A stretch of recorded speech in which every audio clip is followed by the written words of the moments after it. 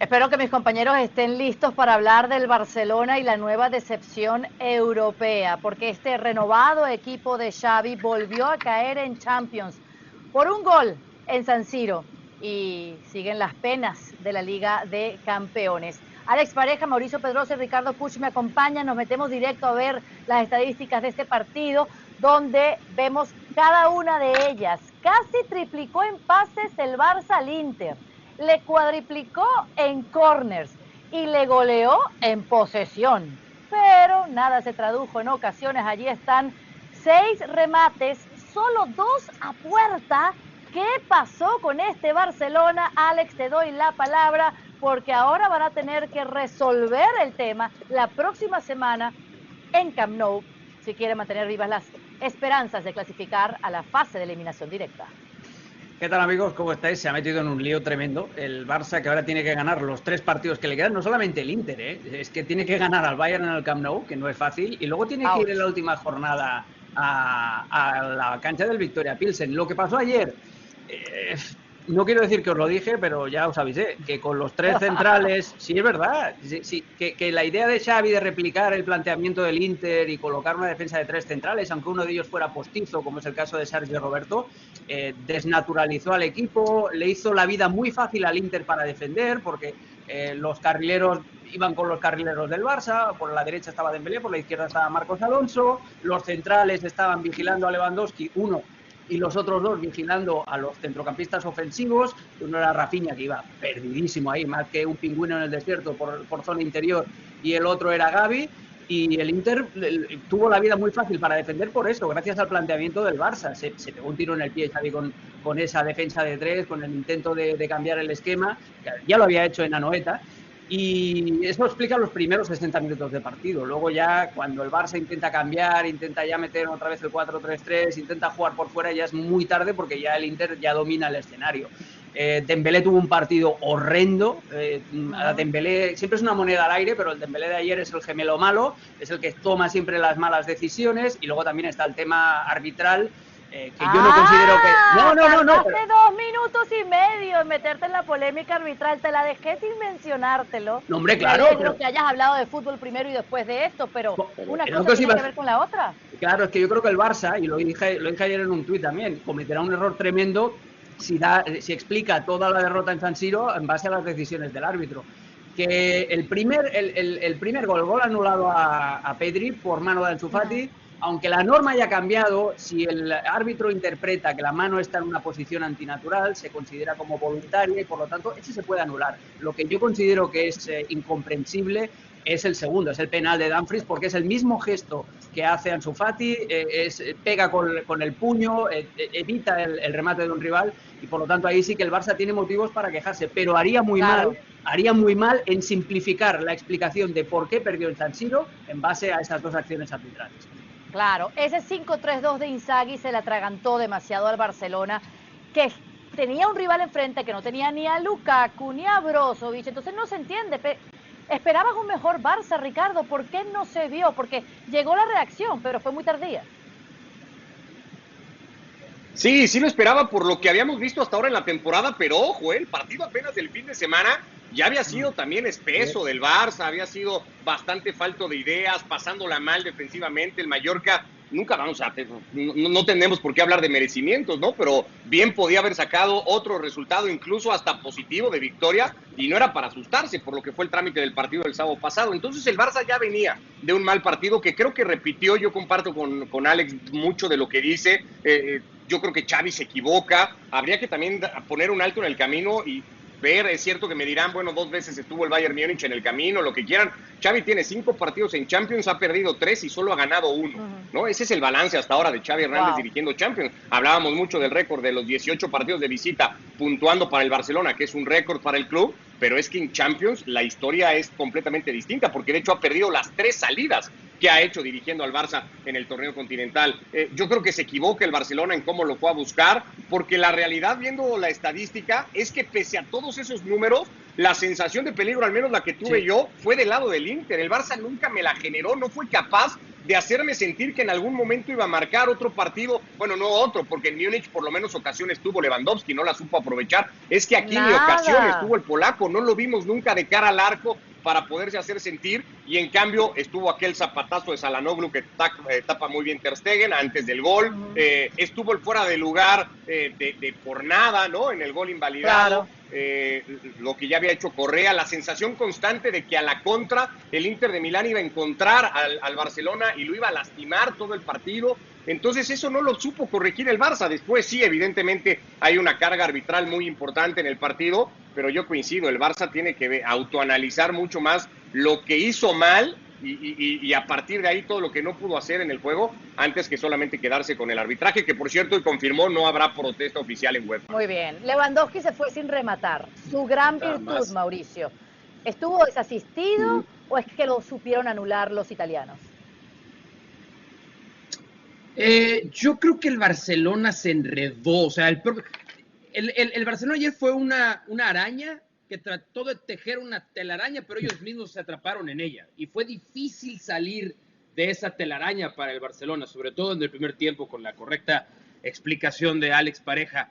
Pero yo creo que también Lewandowski se envolvió en esa telaraña de cuando vas a jugar diferente, primero tienes que dominar un sistema y ya después generas sistemas distintos, alternos, en los que tú tienes una idea de juego, pero hay partidos, y este era uno de ellos, en los que sí tienes que pensar en cómo te va a jugar el rival y tú quieres contrarrestar las cosas que hace bien el rival.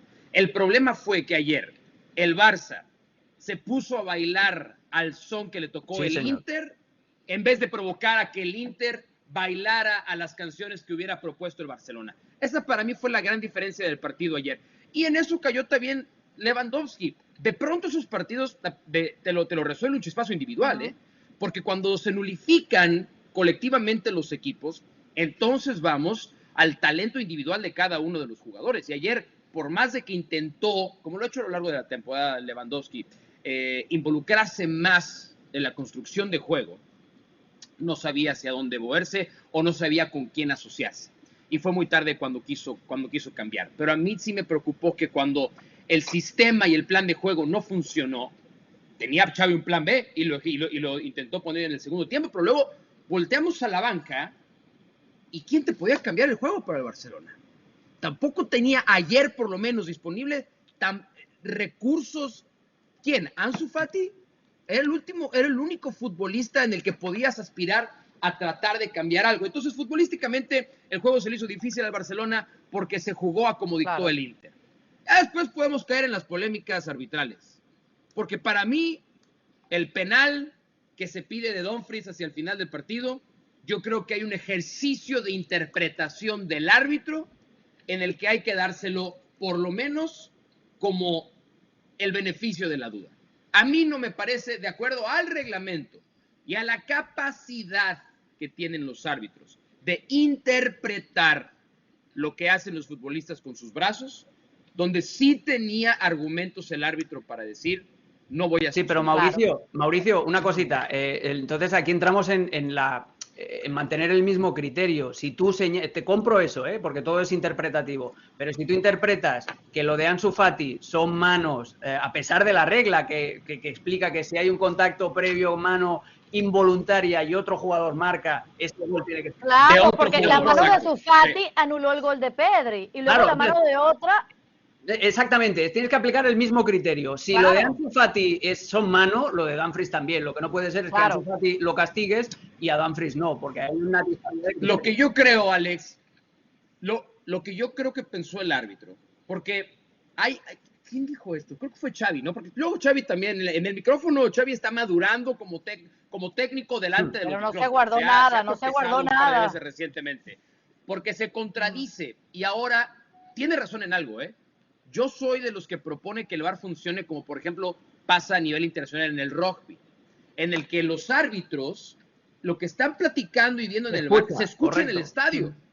Se escucha en el estadio y eso nos ayudaría mucho a todos para saber si el árbitro está diciendo, en la mano de Ansu Fati, yo veo una posición antinatural al juego, por lo tanto la tengo que sancionar. Y a lo mejor en la de Dumfries dice, Yo creo que es un movimiento natural de alguien que está saltando a competir. Es lo que creo que pasó. Tiene razón en que el criterio es dispar. En eso es cierto. Y eso es un serio problema, pero es bien difícil de resolver cuando dejamos a los árbitros la interpretación de lo que quiere hacer un jugador con sus brazos. Hay un dato que me parece que agrava, yo no lo tenía claro, lo contó ayer Moisés, desde el enojo evidentemente que tenía Moisés Llorens, pero bueno, es un dato duro que me parece que deja... Uy, Moisés estaba enfadado, pero es un dato duro que deja ahí, porque para mí el día de Múnich hay un penal sobre Dembélé que no se señala, un recargón en la espalda, no sé si van a tener clara la jugada, Dembélé por derecha, un recargón por la espalda, que es penal. El árbitro de VAR en Múnich fue el mismo árbitro de VAR ayer en Milán. Sí. O sea que hay algo ahí, eso es un dato, no menor. Es un dato duro. No, el Barça, insisto, hoy el Barça ha confirmado que no va a presentar protesta en UEFA, pero hay una sensación o hay un tema ahí de suspicacias, me parece que fundamentado, en el Barcelona. Sí, estoy de acuerdo. Ahora, vamos a seguir hablando porque si nos quedamos en el tema del arbitraje no vamos a avanzar. Christensen sale lesionado, otro central más que se baja, no llegará al Clásico. Ahí hay un problemita de este Barcelona. Alex, ¿qué tiene que hacer o qué no tiene que repetir el Barça en el próximo partido contra el mismo rival pero en casa? Pues no repetir ese esquema de 3 centrales, aunque no te queden más, pero no inventar, porque se podría hacer. Podría meter a Marcos, ayer se rumoreaba incluso antes del partido de que Marcos Alonso iba a ser el tercer central y que Valde iba a entrar en el carril. Porque lo ha hecho con Chelsea. Porque ya lo llegó a hacer con el Chelsea, aunque Marcos Alonso es mucho mejor de carrilero que no de defensa central. Pero bueno, lo que no tiene que hacer es eso, es ponerle al Inter las cosas fáciles, sobre todo para defender. Cuando tú replicas, cuando dos equipos se juntan, siempre digo lo mismo, pero es verdad, cuando dos equipos se juntan con el mismo sistema de 3 centrales y 2 carrileros, al final el equipo que va a defender lo tiene mucho más fácil porque son marcas individuales. El carrilero solo se tiene que preocupar del carrilero, no tiene que haber permutas si juegas contra un 4-3-3 de ¿a quién salgo? ¿Salto al lateral o voy con el extremo que está a mi espalda? Etcétera, etcétera. Entonces tú le pones las cosas fáciles al equipo que tiene la misión de defender y el Inter va a salir a defender, obviamente, como estamos viendo, porque tiene ese factor de los 3 puntos y el gol a ver también ganado con el Barça. Lo que tiene que hacer el Barça es salir a hacer un vendaval de fútbol ofensivo, a meterle mucho ritmo de circulación de pelota para que el Inter no pueda bascular de un lado a otro, que aparezcan los espacios. Y otra cosita, no puedes alejar tanto a Pedri de Lewandowski. El problema, uno de los problemas de ayer del Barça, con ese sistema, con esos 3 centrales y Busquets al lado de Pedri estaba muy en la base de la jugada y no podía dar ese último pase, esa conexión que tiene con Lewandowski. Entonces, lo que tiene que hacer el Barça es olvidarse de ese sistema de 3 centrales, utilizar a Rafinha en banda derecha y a Dembélé, o a quien sea, si Dembélé no tiene el día, en la banda izquierda, y a eso, a jugar a lo que sabe y sobre todo a 100 por hora, porque lo de la próxima semana en el Camp Nou es una auténtica final. Si no, amigos, smells like Europa League again. Por segundo año consecutivo. No, yo la verdad le dije a Moisés que se prepare para trabajar mucho los jueves. Fue lo que le dije. Oye, un enfrentamiento contra el Manchester United no estaría nada mal, ¿eh? ¡Oh, Dios mío! Bueno, ¿cómo corregir el rumbo? ¿Quieren agregar alguna otra clave, señores, antes de despedir? Concretas, por favor. Yo voy a decir algo muy rápido. Tiene que perfeccionar su primer plan el Barcelona antes de querer pasar a otros. Y yo creo que eso fue de lo que terminó por adolecer ayer. La idea original de este Barcelona, porque podemos hablar de las ausencias. De medio campo hacia adelante estaba prácticamente el equipo que más le faltaban variantes, o sea, no estaba De Jong, no estaba Depay. Esto voy. Después claro. volteas al banco y cuando alguien te tiene que resolver el partido, no funciona. Pero de todos modos, ese de medio campo hacia adelante es el que más le gusta a Xavi y ayer fue superado.